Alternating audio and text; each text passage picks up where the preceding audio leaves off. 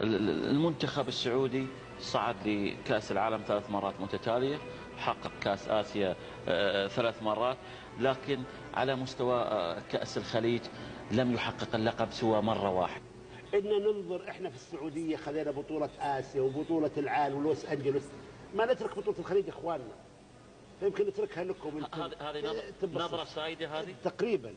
تقريبا سائده، يعني تقريبا، لانه يعني اذا كنت باخذ كاس العالم وباخذ آسيا، انا بدي اخذ من الخصوم اللي من غير اخواني اقاربي، باخذ منهم البطولات حقتي وهم اقوى. معنى ليه ما اخذها من زملائي؟ معنى اني اشهر. لو اخذت انت في دبي انا وياكم واحد في الامارات، لو اخذ عمان انا ويا واحد، لو اخذ الكويت انا ويا واحد، لو اخذ البحرين انا ويا واحد، لو اخذ قطر انا ويا واحد، اذا ليه اخذها؟ انا وياكم واحد. لكن لما يجيني واحد ياخذها من برا، لاحظت ان زي مثلا انت عامله تقول يا ابونا جانا الذيب، اقول يا عيالي لا تخافون، يعني لا تخافوا، البطوله بيجي من برا، كاس العالم فيها، كاس اسيا فيها، لوس انجلوس فيها، اتركوها لي وانا مراتيه. كيف ترى المنافسة في كأس الخليج القادمة؟ شو تتصورها تكون؟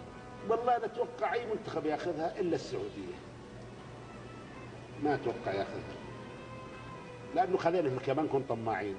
كاس العالم الحمد لله خذ، يعني لازم البطوله يعني احد من اشقائنا ياخذها ويفرح فيها وكذا. ما تبونها يعني؟ مو ما نبغاها تقليل من قيمتها، ولكن ما نبغى لانها عندكم كانها عندنا، بيت واحد. الله لا يفرق بيننا، قول امين. امين ان شاء الله.